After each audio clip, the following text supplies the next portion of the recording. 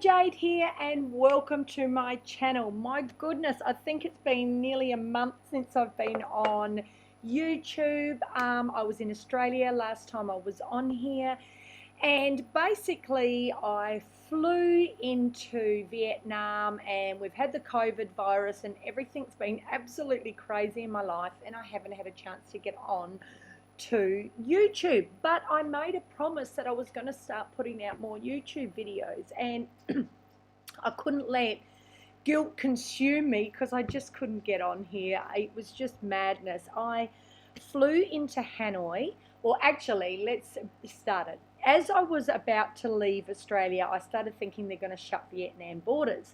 And I was in a bit of a panic. I was thinking, oh my God, they're going to shut the borders. They're going to shut the borders. What am I going to do?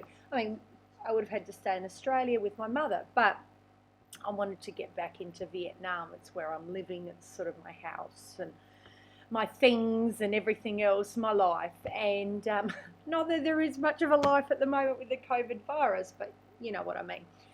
So I was in a bit of a panic. I thought, oh goodness. I went to Adelaide Airport and I've never seen an airport look so dead. Until I flew into Bali. I went into Bali as a transit, and Bali is usually a bustling airport, and this was absolutely dead. It was just, I couldn't believe how dead it was. It was crazy. And I was there for 4 hours, and I was just like, usually I've got people to look at, like stare. I didn't have anything to look at or anything. I was just like, oh my God, I'm in this empty airport. What am I doing? I started to think, is this the end of the world and I don't know about it yet? Then I flew into Hanoi, and Hanoi, I mean, it's a major capital city. This was dead. And I was like, my God, did I make the right decision coming back? And we checked into a hotel in Hanoi. We had planned to spend 5 days in Hanoi. My partner hadn't been to Halong Bay before, and I've been there, and we thought, oh, okay, we'll go to Halong Bay and we'll do Sapa and whatever, but everything was closed when we got there. Everything was shut down except Sapa. So we hopped on a bus and we went to Sapa for 2 days, and lo and behold, we got woken up at midnight and told we had to be out of our hotel by 8 o'clock because they were evacuating the whole city and they were closing it all down. It's like, oh my God. And I was sort of half asleep when we got phoned up, and I went down to see the receptionist, and like you could hear the hotel, it was in a buzz. But me, I've lived in Vietnam for a couple of years, so I know the culture. And I went downstairs. I said, well, what's going on, you know, and what's going to happen? Because I knew we still had 2 nights in Hanoi before we were flying to Ho Chi Minh. So I was like, freak out. So anyway, we then found out that Hanoi was closing in 3 days. So we had sort of the time, and we were sort of waiting and whatever. So we got put on this sort of rickety bus, and on we hopped, a group of us. There was about 20 of us. We got onto a bus. I went straight into our hotel that we'd already booked, stayed in there. We were basically isolated. We couldn't do anything in Hanoi. We only left to get some food and come back. And then we got taken to the airport. When we got taken to the airport, I realised that Westerners were lepers in Vietnam. Like, we sat down on a bench and people got up and moved away from us. And I was like, okay, we've got the whole bench to ourselves. When we got on a plane, a man asked to not sit near us, so we like had the whole seats to ourselves. I was like, perfect. So I mean, okay, if you want to think we're lepers, that's okay. We're okay with that. And then we flew into Ho Chi Minh. When we flew into Ho Chi Minh and realised that was dead. I mean, this airport's insane usually, and yeah, that was dead. We hopped on. They're called a limousine. It's sort of like a mini bus, a luxurious mini bus with sort of recliner seats. Only 9 people go on it. Sounds really jazzy, but it's about $8 a head to go on it. So we took that, and it's a 2-hour drive into Vung Tau, where I lived. And this is when I realised, oh my God, things are happening, because I'd been in Australia and I hadn't been exposed yet to the whole COVID virus, so to speak, and I didn't sort of know what was going to happen. And we have to wear masks by law in Vietnam, and like people were saying, put your mask on. It's So, and we're on this limousine and we had to have the mask on, and I got really sick. I felt sick probably from breathing in my carbon dioxide, and I was just like, oh my God, is this a sign of things to come? So this all happened, like, it was just crazy. Then as I'm driving into Vungtau, I got a phone call from my boss telling me, you start online teaching tomorrow. You need to learn Zoom. You have to learn what to do. I'm just like, what? And I was like totally freaked out. And I've had to learn all these programs, and I've had to learn how to teach online. And it's just been insane. And I'm finally just getting it together now where I'm like, I can breathe. And I thought, well, okay, let's get started. So that's just a little bit about what's going on. I mean, at the moment in Vietnam, absolutely everything's closed down except you can access food. And I totally admit I had a mad panic about 2.5 weeks ago, because I could see that they were really starting to close absolutely everything down. And I knew what had happened to us in Hanoi and Sapa, and I thought, what if they evacuate us from there? But I spoke to my landlord and she said, no, because you've got a lease. It's only hotels that they're evacuating. I was like, okay, that's fine. She said, however, she said they did in Ho Chi Minh make it so you couldn't access food or anything for a week. She said, so be careful. So I was like, oh, freak out. So I went and bought all these legumes and lentils and rice and all sorts of food. I don't even eat this kind of food, but I've got it. It's a backup. And look, you've got to have a backup, because I'm not going to go hungry and I'm not going to starve. But at this point in time, it's just all there, our emergency stash in case something did happen. But luckily, everything's wonderful. I can access fresh fruit and vegetables and everything else every day, which is awesome. This morning I got up and I went down to the markets and I bought some jackfruit, and it's fresh and ripe at the moment. And I've seen that the lychees and the rambutans are just starting to come into season. So in the next week to 10 days, I think they're going to be really awesome. So fruit's just piling in here, which is so good, that I know I can access fresh food. I know there's no shortage of food here. Like, I can get toilet paper, I can get hand sanitizer, anything that you want that, people in the Western world are bashing each other over, we can get it here. So in that sense, it's been really good, but I just think it's been a bit of madness. And to be honest, I'm going to be perfectly honest with you, I've been struggling a little bit with just being isolated. I'm just one of these people. This morning? I said, you know what I'm like? I need to be wild and free.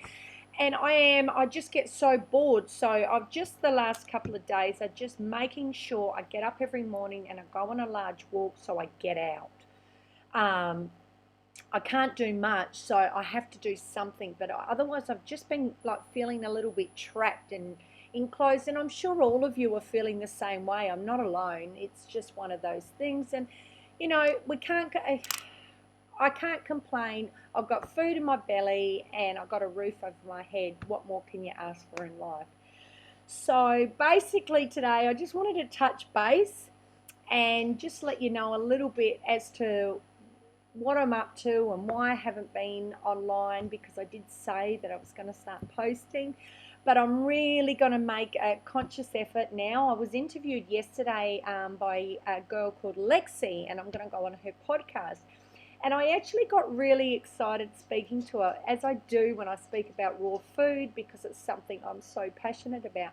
And I just got so excited, and I thought, you know what? I love talking about raw food. I love talking about raw living. I'm going to get back online like I said I was going to do. Anyway, today I just want to, really touch base and, just let you know, just like everybody else, I'm sort of going through the ups and downs and whatever of being enclosed. And I've been really, I've put a lot of thought into my life and how grateful I am for my life and the life that I've had, and the opportunities I've had in my life and the freedom that I've had. And it's funny, every little bit of freedom that we all had we just took it for granted, just basic things that we would do. We just took completely for granted. And now it's like, wow, when are we going to get out? When are we going to be able to do those things that we took for granted? And are we going to have gratitude for those things when we're released? Are we going to be grateful for just the simple things like being able to go to a restaurant or being able to catch up with our friends? Having human contact, for me, that is the one thing I've realized more than anything else. I need human contact, and it's something I thrive on. I never realized that it was, and I mean, look, it's a basic human need. We need to be loved. We want to be cared for, and we want to spend time with our species, so to speak. But I never realized how much I crave it, and I miss the kids that I teach, and I miss the kids in the orphanage. I'm not able to go and see them. I'm not allowed to. I am teaching online, but to me it's just not the same. It's not that contact that I'm used to. Plus, I'm not teaching little kids, and I love little kids. On another note, oh my God, I didn't tell you guys, I have got 2 grandchildren. My daughter, she's had a little boy, Jordan, who we just adore. And my son has had, well, he didn't have it, his girlfriend, Nee, their daughter, Valentina, and she's beautiful. And they were born 3 days apart. Can you believe that? So it was really a busy month for me last month. That's why I was in Australia. My son is actually here in Vietnam because he has a Vietnamese girlfriend. He's been living in Vietnam for just over 2 years. He came here after I did. And so, but I've only been able to see her once because they're in another town, which is an hour drive away, and I'm not allowed to cross that border. There's border shortages. I did manage to go there once before they shut those borders, so I'm not even allowed to do that. So, it's all sorts of things, and the only way I can get there is by motorbike, and we did ride our motorbikes there. But look, I'm not an experienced motorbike rider. I go like 35 to 40 k's an hour, just sort of putt, 2 to 3 kilometers, just in my local town to get to work. This is a long drive, and I'm not experienced. There's heavy traffic on the road and trucks and everything, and I find it quite scary. My plan was to catch a bus up there once a week, but the buses are shut. There's no buses running, so I haven't been able to do that either, which has been a letdown. But I've been receiving photos every day from my daughter and my daughter-in-law, I call her, which has been wonderful to see them. But, it just little things you take for granted. Like I was going to go and catch a bus there once a week, but now I couldn't do that. So all sorts of different things that, you just can't do because of this virus. And look, I haven't got into any of the conspiracies of what is and what isn't and whatever. And to be honest with you, I don't want to. The reason I haven't wanted to delve into anything like that is I don't know. I just don't know. I'm not a scientist. I'm not a doctor. I'm not part of some medical team. I'm not part of any of these other conspiracies that are going on. All I know is what we're being told, the same way everybody else is. And all that I'm personally doing is isolating myself and my partner, and we are doing that because we're in a foreign country. We have not got access to medical care, 1, and 2, I don't want to get some strange virus that nobody really knows anything about. So I'm not really going to go into anything of it isn't or it is or it is or whatever else, because I just don't want to go there. For me, this is just, I've really pulled back on being on Facebook in the last month. I've pulled back on being in contact online because it's all too much for me and overwhelming for me to deal with all the different conspiracies and everything that have been going through my news feed. I don't know about you guys. It's just too much. For me, I've just been dealing with being over here in Vietnam, basically feeling like, everyone's staring at us like, why are you here? Foreigners brought the disease in. So, it's a big thing. I'm sort of dealing with that. I'm dealing with the fact that every time I have to go to the shop, I have to put a mask on, I have to have my temperature taken. I've been freaking out thinking, what if I just have a temperature just because I've got my period or something and my temperature's risen?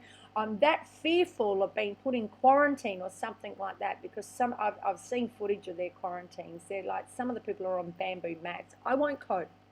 And I'm a princess. Like, seriously, I won't cope. So I've just been dealing with all of these kind of things. I don't want to have to deal with any of this overwhelming, any of these conspiracies. And I've seen, people in the raw vegan movement, and I'm going to really, really say something about this. I've seen people in the raw vegan movement judging people for wearing masks. One, you don't even know anyone's situation. For me, I legally have to wear one when I walk the streets. I'm not even in my own country. Two, laying judgments on people any way. It's not up for you to judge anybody, because all of us as a world are going through this, and we're all trying to deal with everything that we're hearing, everything that we're trying to understand. We've had our freedom cut off. For a lot of us, including me, I've had my income down to next to nothing, and some people have had their income ceased. There are people who are absolutely petrified of this virus, and whether you want to sit there and say it isn't this or it is or whatever, that's not for you to say. You're not a doctor, you're not a scientist, you're not whatever else. Sitting there laying judgments on everybody else is not helping the situation. You're not helping people by judging them. Like, seriously, I've seen so much stuff through my Facebook. I'm just like, man, I just want to get off Facebook. Like, seriously, what is wrong with you people? It's not cool. It's not cool to me. And also vegans saying, I'm safe from the virus because I eat this and I eat this and blah, blah, blah. And I'm not scared because blah, blah, blah. Look, to be honest with you, I'm an extremely healthy person, and I feel like I'm extremely healthy and my immune system is really good. Do I think I'm immune from the virus? No. I know since I started teaching here in Vietnam, I picked up a common cold probably once every 2 months. I got over it extremely quickly, but I picked up germs. Little kids, they wipe their noses and whatever, they spread germs. So if I can pick up a common cold, I can pick up a virus. Will it kill me? I don't know. So I'm not in a position to sit there and say, I can't get this, I can't get that, I can't do this, you can't do whatever. I'm not in a position to judge and not judge people. All I'm doing is acting as though I don't want the virus and doing what I can to protect myself. And for me, that works. If you're not okay with that, that's fine. You do what works for you. But for me, I'm doing what works for me in a foreign country. But I tell you one thing I'm not doing is I'm not putting judgments on other people as to what they're doing, because it's not okay. Everybody's got different coping mechanisms, and everybody's doing what they believe is the right thing to do in their heart, in their mind, in order to get through what we're all going through. Anyway, enough of my rants. I just pray this is going to be over soon. I really pray it's going to be over soon. I don't think life's going to go back to normal. It's not going to be like everything's open back to normal. I think it'll take a long time before life goes back to normal. I truly do. And I don't know how this is going to affect me with traveling. I don't know how this is going to affect me with my visas. I know that my visa for the next month, when I renew my visa, it's double the price. So, my cost of living's gone up by double, but my wages have gone completely down, and I haven't got the hours and the work that I had. So, I don't know. I don't know how it's going to affect me there. I don't know when they're going to open borders. I don't know how easy it's going to be to travel in and out of other countries anymore. I don't know anything. And so, who knows? We can't just say life's going to go back to normal, because it probably won't. And we don't know how life's going to be even for children going back to school. We don't know how, the economy's going to be. We don't know absolutely anything. We don't know anything that's going to happen. I was driving myself into a little bit of a panic frenzy, and in the end I just figured, you know what, I can't change anything that's going to happen. I can't change a single thing, so I'm just in a point at the moment where I'm just in an acceptance. So whatever it will be, will be. So anyway, thanks for listening. Tell me how you're going. Let me know how you're feeling at the moment. Let me know what you're going through. Are you home? What's the laws in your city? What's the laws in your country? Do you have to wear a mask? Do you not have to wear a mask? Do you have to wash your hands before you enter a shop? I know we do. We have to sterilise our hands. There's all sorts of, we've got guards at the front of shops checking our temperature before we enter. Let me know what you've got. Let me know what you're going through. Can you get toilet paper? Can you access fresh food? Have you got a backup plan in case food runs out? Tell me. Anyway, thanks so much for listening. It's been awesome being back on here. Love life, live free, and be kind to the number one person in your life, you. Thanks for watching.